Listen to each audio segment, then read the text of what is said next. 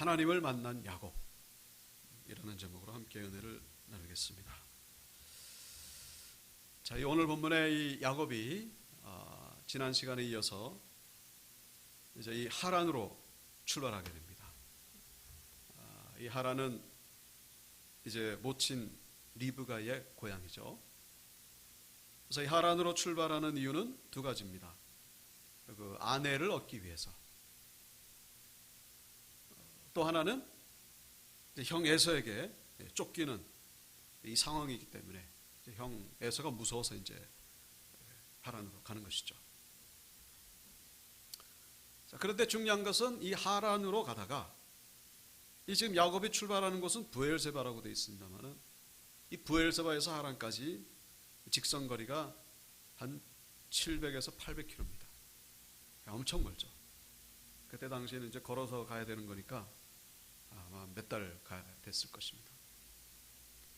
근데 중요한 것은 하란으로 가는 길에 베델이라는 곳에서 이제 하나님을 만나게 된다는 것이죠.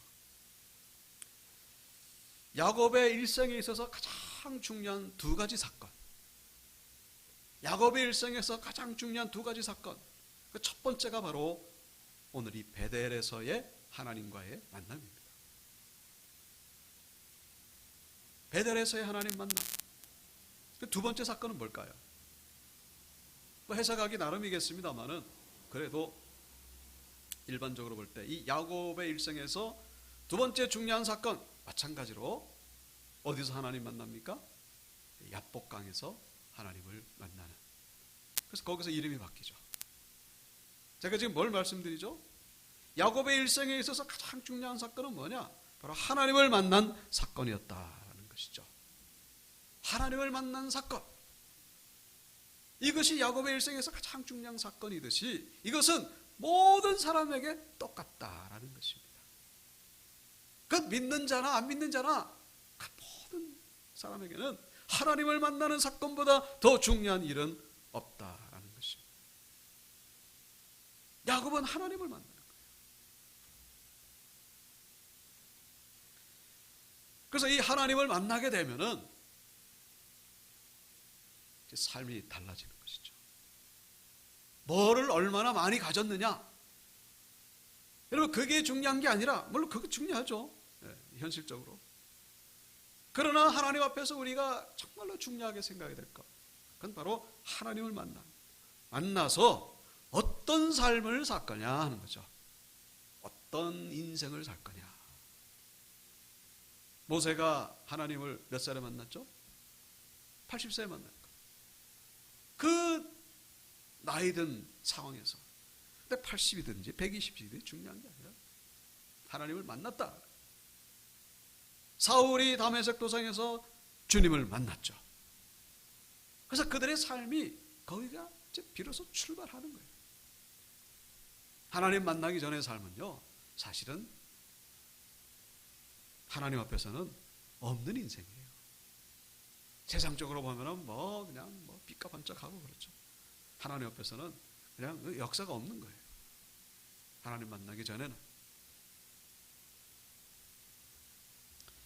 그래서 우리는 오늘 본문을 통해서 우리가 드려야 될 첫 번째 메시지가 바로 하나님을 만나야 되는 것인데, 야곱처럼 우리는 하나님을 만나야 된다는 거예요.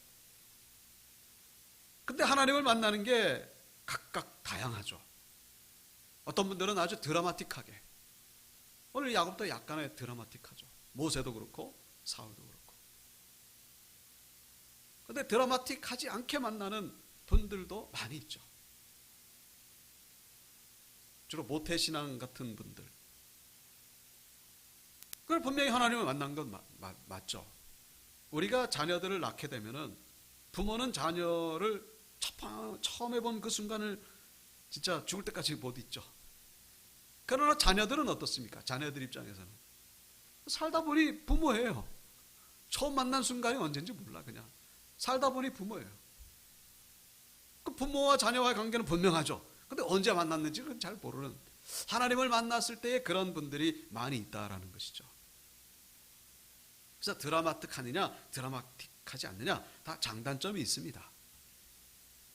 아주 극적으로 만난 분들은 이 감동이 아주 강하죠. 사명자도 많이 그렇게 나옵니다만은, 또 반면에 단점은 뭐냐? 이게 식어질 가능성이 많아요. 아주 그냥 어느 순간 확 돌아서 가지고 뭐 이상한 길을 가고 뭐 그런 분들이 많아요. 근데 이제 이 알 듯 모를 듯 그렇게 하나님을 만난 분들은 이 뿌리가 잘 변하지 않아요. 늘 그 자리를 지키는 그런 분들. 다만 이 감동이 좀 이렇게 강하지 않는 그런 단점이 있겠습니다만은, 어쨌거나 중요한 것은 뭡니까? 우리는 야곱처럼 하나님을 뭐 이렇든 저렇든 만나야 된다는 거예요. 자, 이 야곱이 하나님을 만난 시점이 언제입니까?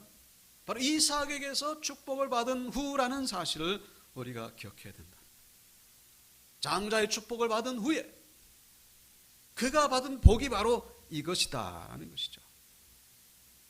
장자의 축복 받으면 뭐 물질이 막 쏟아지고 앞길이 형통하게 되고 그런 일이 벌어지는 것이 아니라 뭡니까? 비록 고단한 이 하란 가는 길이지만은 거기서 하나님을 만나게 된 사건을 경험하게 된다는 것입니다. 이것이 바로 이삭에게 받은 축복의 결과다라는 것이죠. 야곱은 이 하나님을 만났기 때문에 그의 인생이 우리가 지금 아는 인생이 된 거예요. 만약에 좀 이런 가정은 좀 의미가 없을 수도 있겠습니다만, 에서가 이삭에게 장자의 축복을 받았으면은, 그러면 에서도 분명히 하나님을 만났을 것입니다. 근데 에서가 하나님을 만났다는 얘기는 없죠. 그냥 뭐 엑스트라의 인생을 보여주기 위해 그냥 성경에 등장할 뿐이지 복받은 인생이 아닙니다. 우리가 진정으로 정말로 복이라고 여겨야 되는 것, 그건 뭐냐? 하나님을 만났느냐 만나지 못했느냐. 말하기는 오늘 이 시간 우리는 하나님을 만나야 되는데, 여러분 일생에 한 번만 만나는 것 그리 참죠. 날마다 하나님을 만나는 자들이 되어야 된다는 것이죠. 날마다. 왜 못 만나요?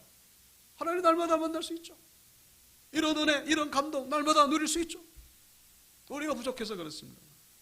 날마다 우리는 우리의 삶의 현장이 베델이 되어야 된다는 것이죠. 이 교회가 베델이 되는 것이고, 고난의 현장, 거기가 바로 베델이라는 사실. 거기서 하나님을 만나는 장소는 때와 장소를 가리지 않죠. 부흥의 때만 하나님을 만나는 게 아니에요. 고난의 현장에서도, 삶의 현장에서도. 그래서 하나님을 만날 때 우리 인생이 달라지게 되는 것입니다. 날마다. 오늘 이 야곱이 하나님을 만난 장소가 바로 베델입니다. 그 원래 이름은 루스였죠. 루스. 그런데 이제 이곳을 그 야곱의 하나님을 만난 후에 베델이라고 짓게 됩니다. 베이트 엘. 베이트는 집이란 뜻이고 엘은 하나님이란 뜻이고, 이게 바로 하나님의 집이다. 근데 베델이 어떤 곳입니까? 여기 11절에 보면은 돌을 가져다가 베개로 삼고 노숙할 수밖에 없는 곳이 바로 베델이었던 것이죠. 왜 노숙을 했을까요? 야곱이 돈이 없어서? 아무리 형에게 그냥 쫓기듯이 지금 나오긴 했습니다만은, 그래도 그 먼 거리를 가는데 여비를 안 가져갔겠습니까? 지금 아버지 이삭이 부자잖아요. 당연히 모친 이삭이 뭐 이것저것 싸줬겠죠. 바리바리. 몇 달 걸리는데 돈도 주고 뭐 이것저것. 본문에는 기름도 나옵니다만 기름도 주고. 돈이 없어서 노숙한 게 아니에요. 그리고 뭐 형 에서에게 뭐 쫓기니까 뭐, 우리 지난 시간에 살펴봤듯이 그래도 형 에서가 아버지 이삭이 죽은 후에 이제 죽이려고 그랬지. 칼을 들고 쫓아오고 뭐 그래가지고 도망가고 그 정도의 다급한 상황은 아니었다라는 것을 우리가 이해할 필요가 있습니다. 물론 야곱이 이제 하란으로 가니까 쫓아올 수도 있겠죠. 그런 어떤 두려움이 있겠습니다만은, 어쨌거나 이 베델은 광야 한복판이었다라는 거예요. 집이 없는 곳이에요. 아무것도 없는 곳. 바로 그곳에서 하나님을 만날 수 있었다라는 것입니다. 하나님을 만나기 위해서 우리는 야곱처럼 광야로 나가야 된다는 것입니다. 야곱은 쫓기듯이 나왔죠. 근데 자이든 타이든 중요한 것은 광야에서 하나님을 만나게 된다는 것입니다. 광야를 히브리어로 미드바르 그러죠. 그런데 미드바르하고 발음이 비슷한 다바르가 있습니다. 바로 하나님 말씀이라는 뜻이에요. 이게 어원이 같아요. 단어의 뿌리가 같습니다. 미드바르, 다바르. 하나님의 말씀과 광야는 서로 이 영적인 맥락이 같다라는 것이죠. 아주 중요한 메시지가 들어있습니다. 광야에서 하나님의 음성을 듣게 된다, 그런 얘기죠. 광야에서. 왜요? 광야가 아닌 것은 어떻습니까?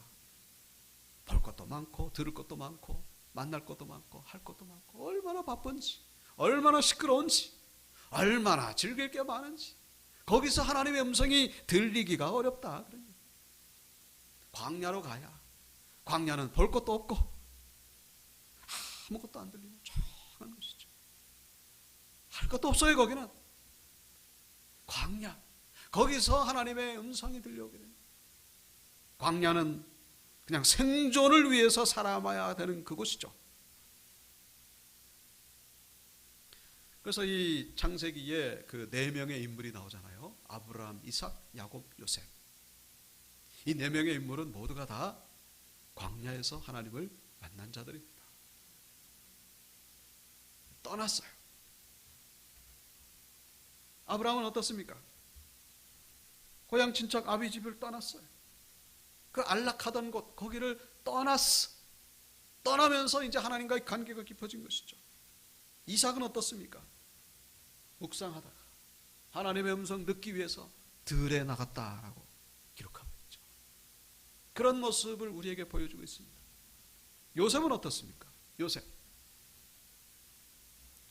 요셉이 아버지 야곱의 사랑을 받다가 아주 그냥 독차지하다가, 그런데 형들의 시기심에 의해서 결국 팔리죠.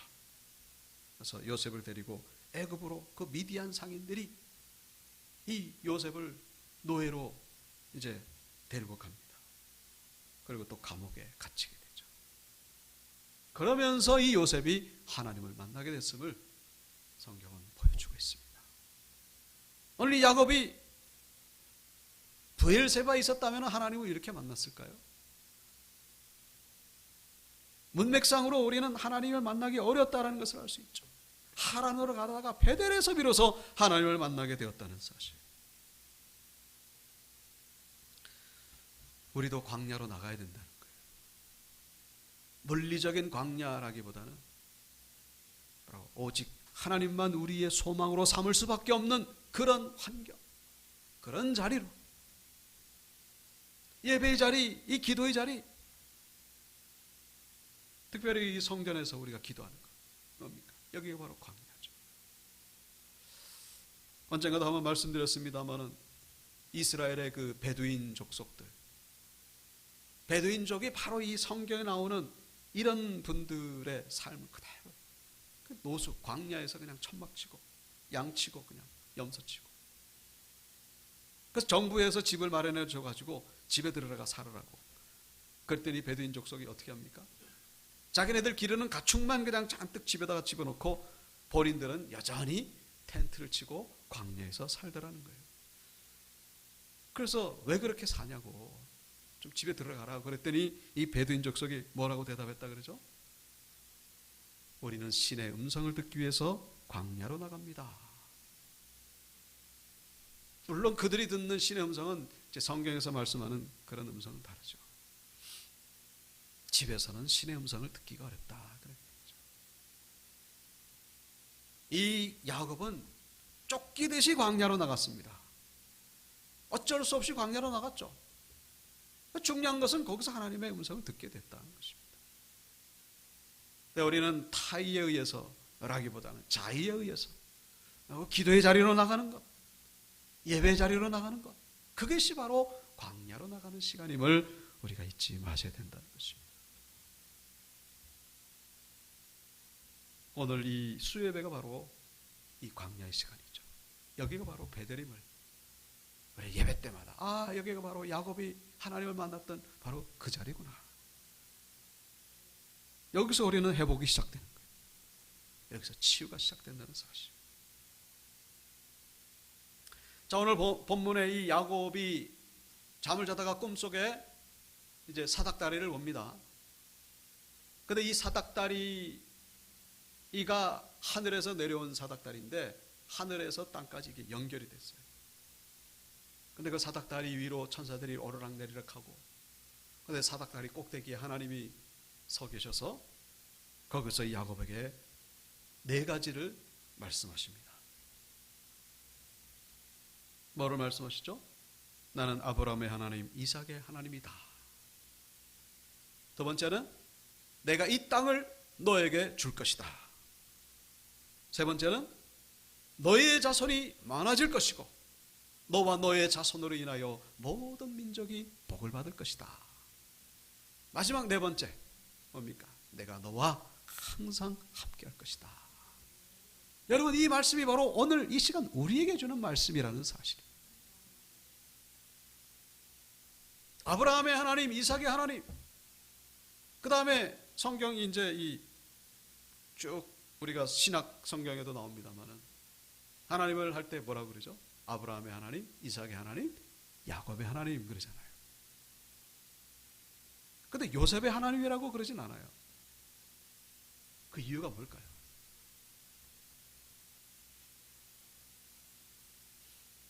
여러분, 아브라함, 이삭, 야곱은 하나님과 대화를 나누는 그런 장면이 성경에 나옵니다. 그런데 요셉도 분명히 하나님을 만난, 하나님을 체험한 사람입니다만은 이제 이 아브라함, 이삭, 야곱처럼 이렇게 하나님과 대화를 나누는 장면이 없어요. 또 이 요셉 같은 경우는 그 아내가 이 애굽 여인입니다. 그거에 이제 이유가 되는지는 뭐 정확히 나오진 않습니다만은 그것이 아닐까 우리가 이제 생각해 볼 수가 있죠. 자, 그런데 이 아브라함의 하나님, 이삭의 하나님, 야곱의 하나님, 그리고 누구의 하나님입니까? 우리의 하나님이라는 거예요. 거기에 내 이름을 집어넣는 거예요. 요셉의 하나님은 못 됐지만은 여러분, 나의 하나님은 될 수가 있어요. 왜요? 하나님은 이제 영으로서 내 안에 들어오셨기 때문에, 성령으로 나와 만나 주셨기 때문에 우리는 각자 아브라함의 하나님, 이삭의 하나님, 야곱의 하나님, 김성은의 하나님, 여러분의 이름의 하나님이 되신다는 사실.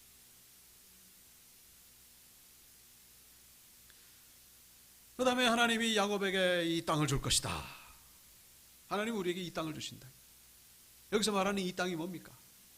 우리 눈에 보이는 땅보다 더 귀한 땅이 있죠. 이게 바로 하나님 나라 천국이죠. 천국을 우리에게 주신다고 말씀하고 계십니다.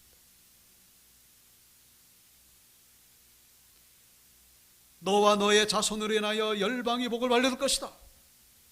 여러분, 우리를 통하여 복을 받는다는 거예요. 그런 일이 어떻게 일어날 수 있습니까? 여러분, 우리가 복음을 전하잖아요. 우리가 전도하잖아요. 여러분, 그거보다 더 복된 일이 어디 있겠습니까? 그 영혼을 구원하는데, 우리가 복음을 전함으로 인해 가지고 그 사람이 구원을 받는데 우리를 통하여 복을 받는 일이 일어나게 될 것입니다. 우리가 하나님의 귀한 사역을 감당할 때, 교회를 세울 때 야곱처럼 복을 받게 된다는 사실. 마지막으로 하나님은 야곱에게 어디든지 너와 함께 할 것이다. 우리에게 지금 말씀하고 계신다는 사실. 중요한 건 우리가 하나님을 붙들 때에 하나님은 우리를 버리지 아니하시고 늘 우리와 동행하신다는 사실. 기억하시길 주 이름으로 축복합니다. 자, 이 사닥다리, 여러분, 이 사닥다리가 우리에게 내려오고 있다는 사실. 사다리가 내려오면 그럼 문제가 해결되는 거예요. 사다리와 비교되는 것이 성경에 창세기 11장에 보면요, 이 바벨탑이 있어요. 바벨탑도 뭐예요? 하늘에 닿게 하기 위해서 쌓았던 건물이죠. 하늘에 닿게 하기 위해서. 오늘 이 사다리로도 하늘에 닿았다라고 기록하고 있죠. 12절에 나오죠. 그 꼭대기가 하늘에 닿았고, 꼭대기가 하늘에 닿았고, 하늘과 땅을 연결해 줄 수 있는 건요, 이 인간이 할 수 있는 것은 없습니다. 바벨탑이 얼마나 높았는지 몰라도 지금 우주의 크기를 대충이라도 알고 있잖아요. 근데 바벨탑이 무슨 뭐 하늘에 닿는다, 말도 안 되는 얘기죠. 근데 물리적인 거, 로켓을 쏜다 그래가지고 하늘에 닿겠습니까? 그것도 아니고, 인간의 철학, 인간의 종교, 그 어떤 것도 하늘에 닿게 할 수 있는 것은 없다라는 사실입니다. 오직 하늘에서 내려와야만 닿을 수가 있는 거예요. 하늘에서 내려오는 것, 그게 바로 사다리고, 그것을 성경적인 용어로 계시라고 부르는 겁니다. 계시 뭐예요? 계시. 하나님이 자신을 보여주시는 것, 그게 바로 계시입니다. 인간은 절대로 인간의 힘으로 하나님을 알 수가 없어요. 하나님이 어떤 분인지 알 수가 없습니다. 하나님이 계시해 주셨기 때문에 우리가 아는 것이죠. 그 인간의 종교가 그거 아니에요. 인간이 어떻게 가봐가지고 뭐 하늘에 닿게 하려고 하는가, 뭐 깨달았다 그러고 해탈했다 그러고 뭐 택도 없는 얘기죠. 오직 계시를 통해서 우리는 하나님을 알게 되는 것입니다. 이 사다리가 의미하는 건 계시죠. 우리 계시는 여러 가지 계시 있습니다만 자연 계시가 있죠. 로마서 1장에 나오는 말씀, 장세로부터 보이지 않은 것들, 그 영원하신 능력과 신성이 그 만드신 만물에 분명히 보여 알게 된다니, 이 자연 만물을 통해서 하나님이 계시하신다, 그런 얘기죠. 그런데 이거보다 더 선명한 계시가 있습니다. 그 특별 계시죠. 그게 뭡니까? 예수 그리스도, 그리고 하나님의 말씀이죠. 이게 바로 하나님의 계시입니다. 계시예요. 인간이 쓴 게 아니고 하나님이 보여주셨기 때문에 쓴 겁니다. 이것 말고 하나님을 알 수 있는 방법은 없습니다. 뭐 내가 뭐 계시를 받았다 그러잖아요. 그건 뭐 얼마든지 뭐 있을 수 있습니다. 그런데 그게 이제 잘못하면 위험합니다. 그러니까 직통계시라 그러죠. 직통계시. 그 이단입니다. 그 뭐냐? 내가 계시를 받았는데 그러니까 우리가 이렇게 해야 된다. 그러면서 나의 어떤 특별한 이런 계시를 일반화시키는 거예요. 일반화시키. 그게 이제 직통계시라 그래가지고 이단이라 그러는 거죠. 여러분, 내가 계시 받는 건 그건 상관없어요. 아, 내가 이제 꿈속에서도 보고 뭐 환상 가운데 보고 음성을 듣고, 그건 뭐 정상적이죠. 분명히 그런 신비적인 요소가 있기 때문에. 그런데 그거를 마치 모든 사람에게, 예를 들면은 뭐 북한이 뭐 쳐들어오기로 했다, 내가 그렇게 계시를 받았다, 그러니까 뭐 이렇게 해야 된다, 저렇게 해야 된다, 그거를 직통계시라 그러는 거예요. 본인이 알고 있으면 되는 거예요. 그거는 그냥 저기 은혜로 그걸 더 깨어서 기도하고 그러면 되는 건데, 그걸 마치 무슨 뭐 그런 게 직통계시라고 위험합니다.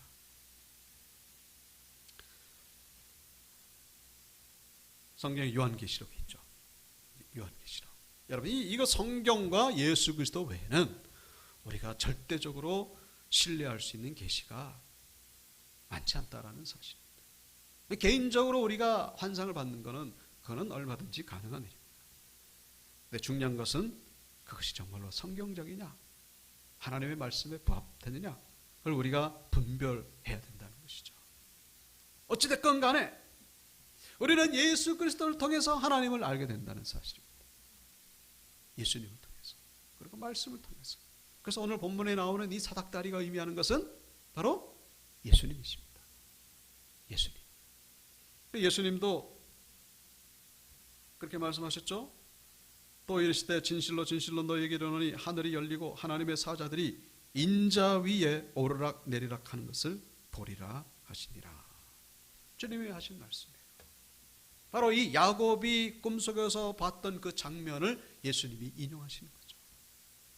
그래서 오늘 본문에 나오는 이 사다리는 바로 예수님을 의미한다라는 사실. 우리는 예수님을 통해서만 하나님을 만나게 된다는 사실입니다. 내가 곧 길이요 진리요 생명이니 나로 말미암지 않고는 아버지께로 올 자가 없느니라. 우리는 오직 예수님만을 붙들어야 되는 이유가 바로 여기에 있다는 사실입니다.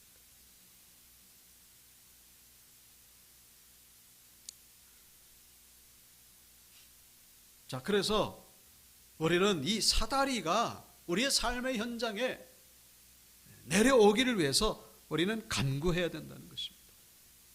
이번에 물난리 때문에 참 많이 피해를 입었습니다만 그 반지하 거기서 돌아가신 분들 생각하면 참 가슴 아픈 일이죠. 거기에 그 생명의 밧줄이 탁 내려졌으면 참 얼마나 좋았겠습니까? 그 뜯어내지 못해가지고 그걸 뜯어가지고 그 밧줄을 탁 잡았으면 탁 올라올 텐데 우리의 삶 가운데 그런 일이 얼마나 많습니까? 물질적으로 또 이 육신의 질병으로 인해서 여러 가지 상황들, 우리 가정적으로, 이 사회적으로, 이 국가적으로, 뭐 또 이 세상 전쟁, 사다리가 내려와야 된다는 사실. 그 사다리가 내려오기를 위해서 우리는 간구해야 된다. 그 사다리가 뭐예요? 오직 예수 그리스도밖에 없다. 예수님을 우리는 찾아야 되는 이유가 바로 여기 있습니다. 예수여, 저 우크라이나를 구원하여 주시옵소서. 예수여, 저 북한 땅을 구원하여 주옵소서. 이 나라를 구원하여 주시옵소서. 나의 삶을 구원하여 주시옵소서. 기도하셔야 된다. 마지막으로 이 야곱은 이 11조를 서원하고 있습니다. 맨 마지막에 보면 잠에서 깨가지고 하나님 나를 돌아오게 하시면 내가 이 11조를 하나님께 드리겠나이다. 여기 22절 나오죠? 모든 것에서 10분의 1을 내가 반드시 하나님께 드리겠나이다. 11조는 뭡니까? 이 메시지가 주는 의미는 뭡니까? 이 야곱은 그동안 계속 자기 중심이었어요. 이것도 가져오고 저것도 가져오고 그냥 계속 뺏는 인생이었죠. 그러니까 사기꾼이었죠, 이름이. 그런데 여기서 하나님을 만나면서 이 삶의 태도가 바뀌기 시작합니다. 완전히 아직은 바뀌진 않았습니다만 이 바뀌기 시작하는 거예요. 이제는 하나님 앞에 헌신하는 인생. 여기서 성전을 세우고 11조의 의미가 뭐죠? 모든 것 하나님 주셨으니까 이것을 내가 고백합니다. 그런 신앙 고백의 행위가 바로 11조죠. 믿음이 없으면 하기가 어려운 그런 신앙적인 행위입니다. 중요한 것은 자기 중심의 삶에서 하나님 중심의 삶으로 바뀌게 되었다는 사실. 이것이 바로 하나님을 만난 자의 삶이죠. 그리고 그럴 때에 더 큰 복을 받게 된다는 사실. 말씀을 마치겠습니다. 우리는 우리의 삶의 현장에서 하나님을 만나기를 힘써야 된다는 사실. 이 교회가 베델이 되시고 여러분에게, 여러분의 삶의 현장이 베델이 되시고 여러분의 가정이 기도하는 그 자리가 베델이 되셔서 복의 사람들 다 되시기를 주 이름으로 축원합니다.